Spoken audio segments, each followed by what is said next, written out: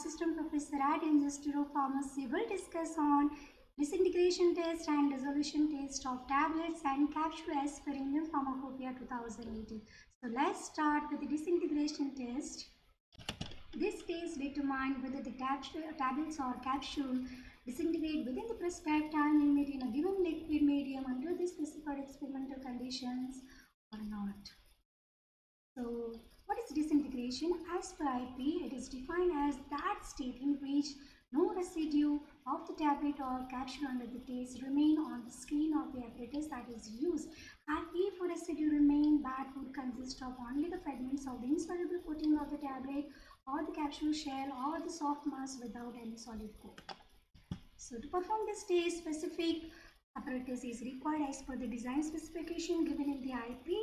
In this image, we can see the design specification of the apparatus. The IP describes two types of apparatus A and apparatus B. So it is good to know about that not so popular apparatus B, and which type of apparatus that is used, that to be used depends on the length of the tablet or capsule.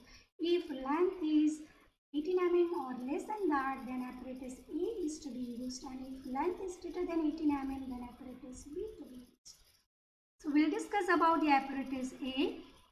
So this is the kind of the marketed version of the apparatus, and here you can see that this apparatus is consisting of the basket rack assembly, 1 liter capacity beaker, mechanical device that is to raise and lower the basket rack assembly, and thermostatic heating requirement that is to raise the temperature of the immersion liquid. This mechanical device raises and lower the basket at constant frequency rate, that is 29 to 32 cycles per minute through the distance of 55 plus minus 2 mm. The thermostatic heating arrangement maintain the temperature of the immersion medium, that is 37 degrees centigrade plus minus 2 degrees centigrade. This basket rack assembly in apparatus is consisting of the 6 cylindrical tube, and lower end of the each tube is covered with the woven stainless steel wire screen of the specific aperture size, that is 2 plus minus 0.2 mm. And that is the difference between the apparatus A and B with respect to this number of cylindrical tube. In case of apparatus B, the cylindrical tubes are 3. And the apparatus may also include this part that is called disc, which is optional. So variety of the designs are available without changing the specification of the tube dimensions and the screen size. So regarding the method, first of all, we have to adjust the volume of the immersion medium into the beaker in such a way that when the basket moves in upward direction, then at its highest point the screen remains at least 15 mm below the surface of the liquid, and when the basket moves in downward direction, then it remains at least 25 mm above the bottom of the beaker. So after adjustment of the volume in the beaker, then if the number of units are not specified in the individual monograph, then introduce one tablet or capsule into each of the 6 cylinders. That means the testing is required on 6 dosage unit, and then suspend the assembly into the immersion medium containing a beaker and start the operation for the specified time period, and after that remove the assembly and observe the disintegration. So based on the acceptance criteria, we can interpret the results. So for the product to comply the test, all 6 dosage units must disintegrate within the prescribed time limit, and if 1 or 2 tablet or capsule fail to comply the test, then testing is required on additional 12 dosage units, and now out of the 18 dosage units, 16 must disintegrate for the product to comply the test. In case of tablet or capsule added to the disc, and that is the reason for the non-compliance, then test should be repeated by omitting the test, and in repeat test all the unit must disintegrate for the product to comply the test. Now in case if the disintegration time is not specified in the individual monograph, then general monograph can be referred for the disintegration time. So here the data given for the different types of tablet and capsule in terms of disintegration time. So for Uncoated conventional tablet should disintegrate within 15 minute times in water at 15 to 25 degrees centigrade, and in case of uncoated conventional tablet and hard gelatin, soft gelatin capsule, it should disintegrate within 30 minutes in a specified immersion medium. So that is all about the disintegration test, and now we'll discuss about the dissolution test. Dissolution test is designed to determine whether the solid, semi-solid or suspension kind of dosage form comply with the dissolution requirement or not. This test not only used as a quality control purpose, but also used to check the batch to batch variation, and most importantly as a bioweaver. That means is eliminate the need of the bioavailability study under certain condition for the product approval. Now, before proceeding for this test, we need to refer the individual monograph related to the product involved in testing, and so that we can get the information regarding the requirements involved in this test, like type of apparatus that is to be used, dissolution medium, test parameters, method of analysis. So yes, specific apparatus is required, that is as per the design specification given in the pharmacopoeia, and IP specify 4 types of dissolution apparatus, whereas the USP specifies 7 types of dissolution apparatus. So IP type 1, that is pedal apparatus, which is similar to the USP type 2. IP type 2, that is basket apparatus, which is similar to the USP type 1. IP type 3, that is reciprocating cylinder type of apparatus. Type 2, that is flow through cell apparatus.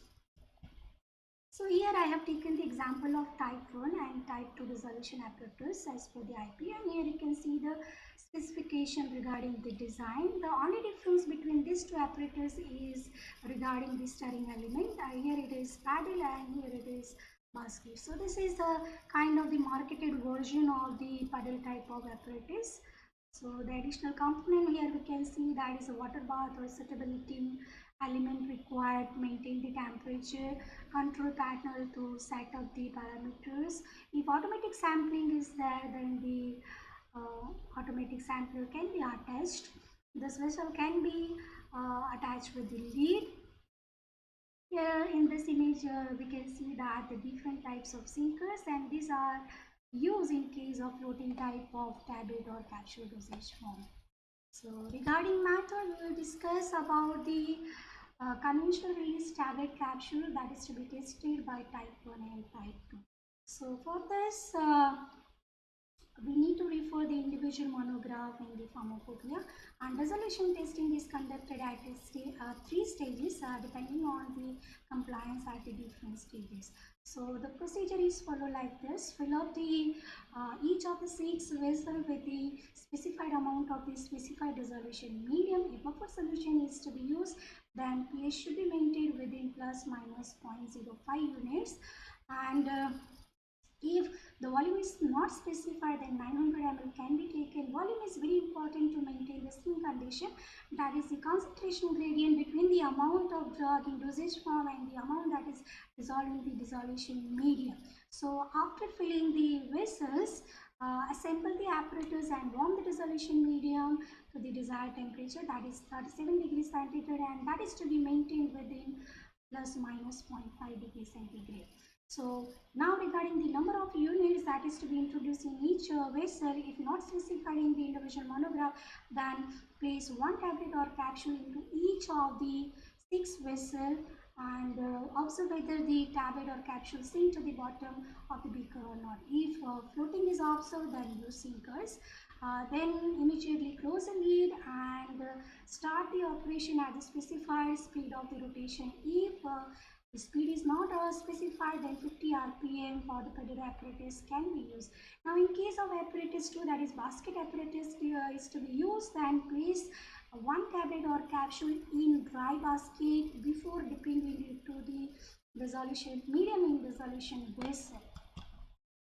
So now after starting the apparatus, we draw the sample at the specified time interval or at each stated time, and the sample that is to be withdrawn, it is from this zone. So here you can see in this diagram This is the sampling zone, that is the midway between the surface of the dissolution medium and top of the rotating blade, and at least 10 mm away from the wall of the vessel. And if multiple sampling is involved, then each time the sample should be withdrawn from this region only, and multiple time sampling, then volume of the sample should be replaced by the equal volume of the first dissolution medium. And if required, the further processing can be done on the sample amount like filtration, dilution or special storage condition. Then all the samples are analyzed as per the method specified in the individual monograph, and then the percentage of the dissolved amount of the API can be calculated with reference to the label amount. And based on the acceptance criteria for the conventional release dosage form, the results can be interpreted. If the product fails to comply stage 1 criteria, then dissolution testing is to be continued on additional 6 units. And if the product failed to comply the stage 2 criteria, then dissolution testing is to be continued on additional 12 units, and that is the stage 3 testing, and based on the stage 3 criteria, interpretation is to be done. Now, specific points are to be noted in this case, that in case gelatin capsules and gelatin coated tablet, if do not conform the dissolution specification, then test can be repeated by adding the specified amount of the purified pepsin if the pH of the dissolution medium is less than 6.5, and by adding the specified amount of the protease if the pH of the dissolution medium is 6.8 or greater than 6.8. If the capsule shell interfere with the analysis, then 6 capsule can be emptied and the empty gelatin shells are to be dissolved in the specified volume of the dissolution medium, and after the analysis necessary correction can be done, and in this case corrective factor should not be greater than the 25% of the label amount. Now, if single time sampling is suggested, then dissolution test can be applied in the shorter period if the product complies with the dissolution requirement. IP specify this acceptance criteria for the conventional release dosage form. So for the stage 1, each unit is not less than D plus 5 for the product to comply the test. And what is this D value? That is the amount of the dissolved active ingredient specified in the individual monograph. That is expressed as the percentage of the label content, and pi, that is with respect to the label amount. Stage 2 criteria indicates that the average of 12 unit must be equal to or greater than D value, and no unit is less than D minus 15% for the product to comply the stage. Stage 3 require the testing on additional 12 units, so testing of total 24 units, and the average of the 24 must be equal to or greater than D value, and not more than 2 units are less than D minus 15%, and no unit is less than D minus 24, D minus 25% for the product to comply the test. So to understand in a better way, here I have taken an example in which I have assumed the product, that is methyl dopafilm coated conventional release tablet that contains API, that is methyl dopa 250 mg, and individual monograph related to this product indicates the requirement relating to the dissolution testing, that is 900 ml 0.1 normal hydrochloric acid as dissolution medium, pedal apparatus at 50 rpm speed, UV spectrophotometry as SA method, and percentage dissolution should not be less than 80% of the label amount in 20 minutes. So this 80% is the D value, and this suggests the single time sampling at 20 minutes. So here the D value based on the label amount would be 200 milligram, D plus 5 would be 231.25 milligram, D minus 15% would be 162.5 milligram, D minus 25% would be 137.5 milligram. So for this product, I have assumed two different types of result data. In table 1, it indicates that all the 6 tablets are greater than D plus 5 value. That indicates the product complies the stage 1 criteria. No need to go for the stage 2 and stage 3. In case of result data 2, in this table number 2, it indicates that out of the 6 tablets, 5 tablets are not less than D plus 5, but 1 tablet is less than D plus 5. That indicates that product complies to fill the stage 1 criteria, but still all the tablets are within the D minus 25 limit. That means no unit is less than D minus 25. So we can go for the stage 2 analysis and the additional testing on 6 unit, and average of 12 indicates it is greater than 200 milligram. So one criteria is being fulfilled, but one tablet is less than D minus 15 milligrams. So the second criteria is not fulfilled and product fails to comply the stage 2 criteria. But still the unit is not less than D minus 25. We can go for the further testing, that is at stage 3, and the testing on additional 12 units. So the data of the 24 unit indicates that average is greater than D value, that is 200 milligram, and not more than 2 unit is less than D minus 15, and none of the tablet out of 24 is less than D minus 25. So that indicates the product complies the stage 3 criteria. So this is all about the dissolution test. So viewers, I hope you find this video useful for easy understanding of the topic that we have discussed. And you can watch this video or more video related to the pharmacy on our YouTube channel Pharma Ignite. So do visit and subscribe this channel. See you in my next video. Thank you.